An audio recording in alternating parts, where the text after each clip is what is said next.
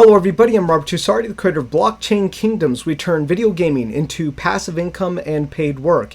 Go to our shop at shop.blockchainkingdoms.com where we sell our passive income cards.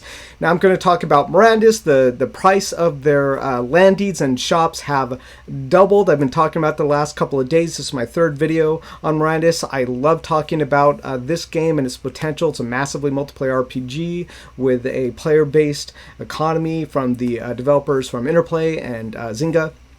So I'm going to chat about the price doubling, what's the value proposition, liquidity, are there enough plots versus buildings, because you can buy land deeds but place buildings on them, but are there enough plots for these buildings? We'll talk about that. What are Polyient vaults that they just released, and why would someone buy a Citadel, which is roughly 1.6 million is what they're selling them for. They did sell one for 800,000 to Polyient, but we'll talk about that. So here's the store. The Citadels are still the same price, about 1.6 million. The Citadel of the Sun sold to Polyient Games for $800,000. And looking at what's left, there's actually a number of sales on Village of the Viscount and Village of the Barons during this huge land rush that just happened that resulted in Mirandus Games doubling the price of all of their land deeds. So things have really slowed down a lot since the doubling. Haven't seen quite a huge sellout since the doubling. Things seem to be moving pretty slowly now in terms of sales of the buildings here. There were the farming hamlets and the outposts still have not returned to the store. They don't even say if they're sold out. So I don't know what's going on there. If I find out, I'll post in the comments. And what happened was that the land deeds were selling out fast, and then they posted an announcement in their Discord that they would be raising the prices soon, and lo and behold, they doubled the prices. So what I think this means going forward is that we're going to see the sales of these slow down a lot. We are still almost a year or more from the launch of this video game. It's still in early development phase, possibly in alpha this year is what they've discussed.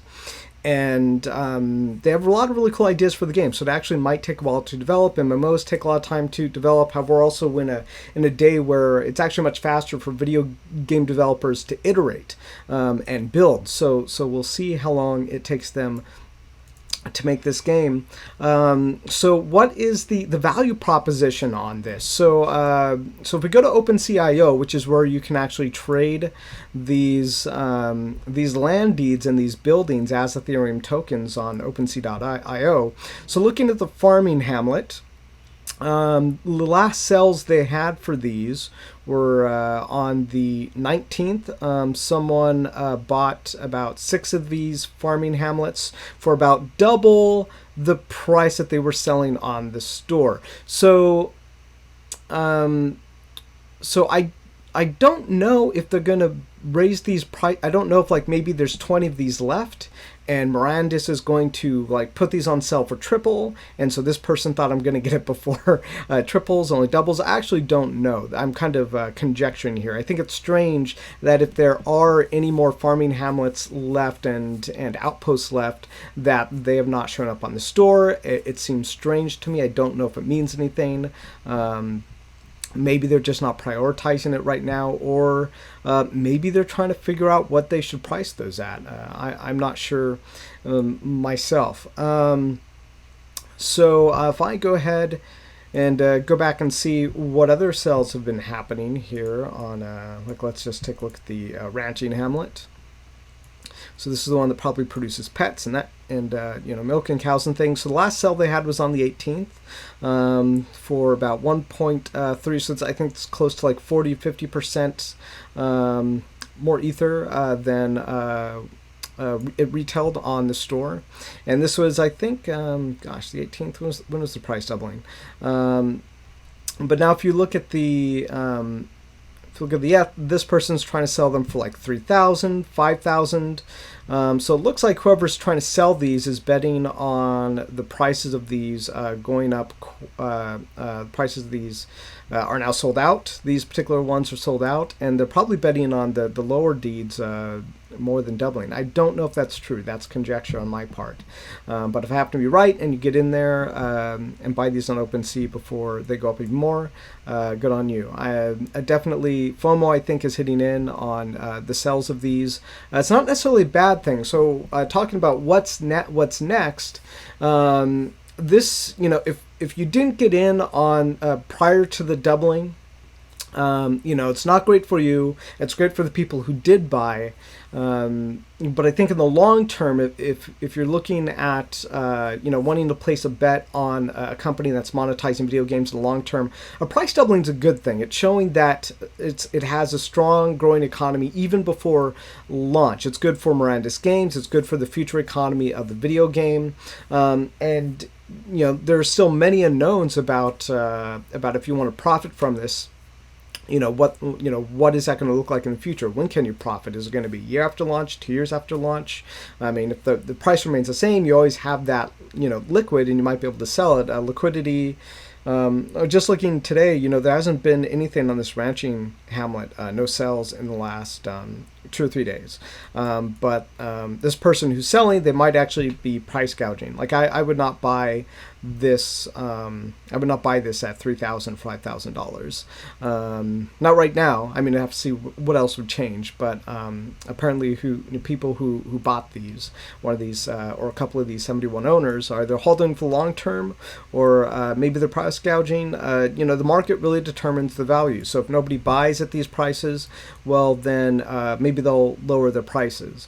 But it's a really interesting marketplace when the game hasn't launched yet. But it's super fun to speculate and look at it. So I was in the Discord chat talking with some of the people who follow Mirandus, and they were saying that they've looked at how many plots there are in the land deeds versus how many buildings are being sold, and apparently they keep adding buildings. So I think they've started to wonder, are there not enough plots versus buildings you buy? I actually now own one of the large armor shops. And luckily I was able to get that before the price doubling. I did have a potential opportunity cost of about $1,400 because I was waiting for Mirandus Games' simplex payment system to get me my crypto that I had purchased. And because of that, the opportunity cost was actually about $1,400 because I wasn't able to purchase the things I wanted to purchase before the price doubling. So I was only able to get one. So remember that simplex system on Mirandus Games' website. I would not use it. I've sent emails to Mirandus telling them I did not have a good experience with it. But going back into the not enough plots versus buildings, they haven't shown what the plots look like on Citadel, so I think the plots are very subject to change on the video game. They've said just about everything about this is subject to change right now because it's so early in development. And so I think there are two things happening here. One is that they may change the plots that are in the lower cost land deeds, lower cost from the citadels, especially villages. I wouldn't be surprised to see villages get an increase in land plots. It's completely subjecture on my part. But I don't think they want too much of a scarcity of land plots versus buildings. Why? Because Mirandus Games hasn't said, as far as I know, how many buildings are going to be, and they seem to keep putting out more buildings. So, and I think one of these factors is the citadels, because they haven't released the actual size of the citadels. However, if you watch the AMA, sometimes they talk about the citadels, and they make it sound like the citadels are going to be quite large, and the citadels are going to play a huge part in the city. So it almost seems to me like when they talk about citadels, they're talking about these things actually being just like these massive cities where you can put homes, you can put stores, actual just like massive hubs of people coming together for trading. So I suspect that they actually want the citadels to be like real live cities where there are huge centers of commerce. And so wouldn't be surprised to see a ton of, large to medium-sized buildings and things like that, even small buildings inside of the citadels. And they also cost almost $1.6 million. So anybody who's buying one of these is probably not buying them just for the fun. They're buying them as an investment. I'd love for Blockchain Kingdoms, my company, to own one of these citadels one day. We're focused on turning video gaming into passive income and paid work. We commoditize a video gamer's playtime into digital currency, and people can contract you out to play video games. I love Mirandus because it seems like they want to do similar things, which actually brings me next to what are the Polyient vaults. They have recently been selling Polyient vaults. I forget what the price is on this. I could probably go into here. So this is the Polyient vault. It was selling on OpenSea here, and it was bought by somebody called Gemini, possibly a person, video game company, I'm not sure. And so it sold for roughly like $34,000, something like that. I think Ether, when this was purchased, was around $1,200 or so, and so it's like $36,000. And they were talking about these vaults, and they're talking about them as like places you could put expensive piece of equipment, and they're even talking about ways you can monetize it on their AMA. So on their AMA, they kind of throw around a lot of ideas, so I'm not sure how many of the ideas will end up showing up. Polyient likes to think of itself as a marketing hub for video game, for blockchain currencies and video game currencies and DeFinance. So I think they specifically call it like a Polyient vault because Polyient wants to find inventive ways to have you monetize your items out of the vault. So maybe you can rent it out and things like that, and maybe it'll magically return to the vault. I'm conjecturing that. You should watch the AMA. It just sounds like they're throwing a lot of ideas around, but they want the vaults to actually be a big part of the world, just like the citadels. So for the last thing I want to talk about is why would someone even buy a citadel in the first place? They were like $1.6 million. So if you're a big business, maybe you could talk to Mirandus Games about a partnership, reducing that price. But I